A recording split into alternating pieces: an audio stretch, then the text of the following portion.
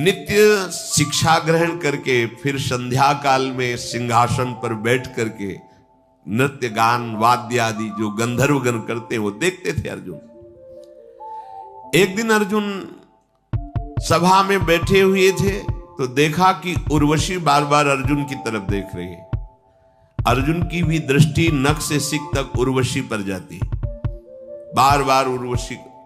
देवराजेंद्र पार्श्व में बैठे थे, देखा अर्जुन की दृष्टि और उर्वशी की दृष्टि, बड़े प्रसन्न हुए। चित्रसेन गंधर्व को बुलाया और कहा, गंधर्वराज जाओ और उर्वशी को आदेश करो कि वो अर्जुन की सेवा में उपस्थित हो।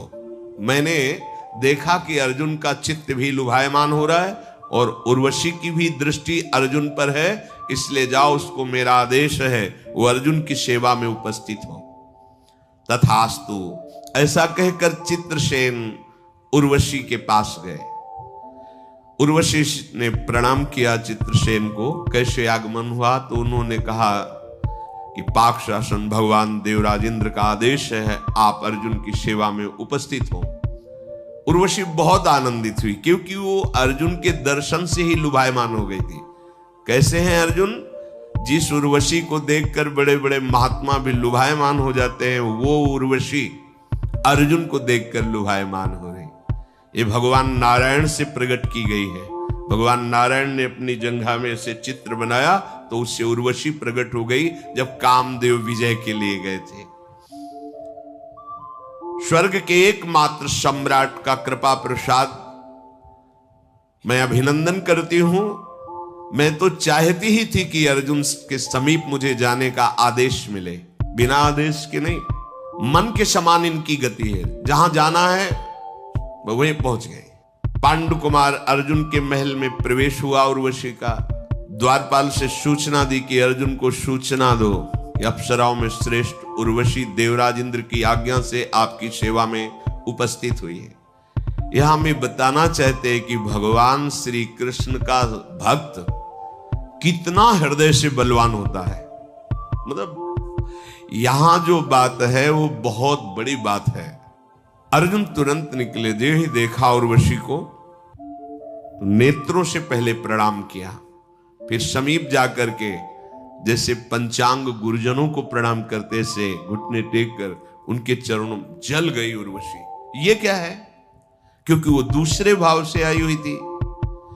देवराजेंद्र का आदेश है, उसका तुम्हें भी पालन करना चाहिए। स्वर्गलोक की दिव्य सुंदरी उर्वशी की बात सुनकर अर्जुन ने कान में उंगली डाली। नहीं नहीं, एक शब्द भी ऐसा मत निकालना जो मैं सुन ना पाऊं। हे सौभाग्यशालिनी, मैं जो बात कह रहा हूं तुम उसे ध्यान पूर्वक सुनो। जैसे गुरु पत्नी सदैव पूज्या होती है, ऐसे ही आप हमारे सामने पूज्य हो। जैसे माता कुंती पूज्या हैं, वैसे ही तुम हमारे सामने पूज्य हो। जैसे माता सची पूज्या हैं, वैसे ही तुम हमारे सामने पूज्य हो। एक भी शब्द कोई ऐसा न निकाल देना जो मैं सुन न पाऊं। उर्वशी ने कहा, तो आप बताओ फिर मेरी तरफ क्यों देख रहे थे, सभा में क्यों देख रहे थे? हाँ, मैं तुम्हें सत्य कहता हूं, तुम महाराज पुरुरवा की सेवा में थी और पुरुरवा हमारे पूर्वज हैं। तो मैं यही देख रहा था कि यही देवी हमारी पूर्वज है जिससे हमारे वंश का प्रादुर्भाव हुआ। ये मैं बार बार देखकर तुम्हें मानसिक प्रणाम कर रहा था। हे आनंदमयी देवी, तुम पूर्ववर्ष की जननी हो, इसलिए कुंती माता से बिल्कुल हल्का भाव हमारे हृदय में नहीं आ सकता। कुंती माता से बढ़कर मैं तुम्हें पूज्य भाव से देखता हूं, अन्यथा कोई शब्द नहीं, अन्यथा कोई चेष्टा नहीं। मैं तुम्हें गुरु भाव से देख रहा हूं, आप हमारे वंश को उत्पन्न करने वाली हैं। उर्वशी ने कहा, तुमने हमारे हृदय को जलाया। देवराज की इंद्र की आज्ञा से मैं आई हूं, अब भी तुम्हें अवसर देती हूं। ये बात दोबारा मत निकालना। तुम नहीं जानते हो, मैं देवी हूं, मैं अप्सरा हूं। पुरु वंश के कितने नाती पोते आए और हमको उनकी सेवा में भेजा गया।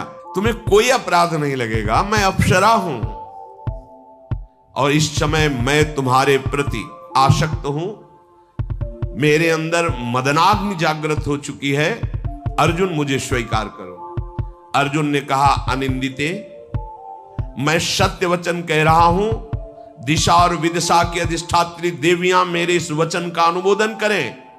माता कुंती, माद्री और सची और आप, इतना भी अंतर मेरे हृदय में नहीं है। तुम पुरवंश की जननी हो, परम गुरु स्वरूपा हो। इसके अलावा मैं एक भी शब्द नहीं बोलूंगा और कोई शब्द सुनना नहीं चाहूंगा। आप कृपा करके जैसे आई हूं वैसे ही वापस हो जाइए।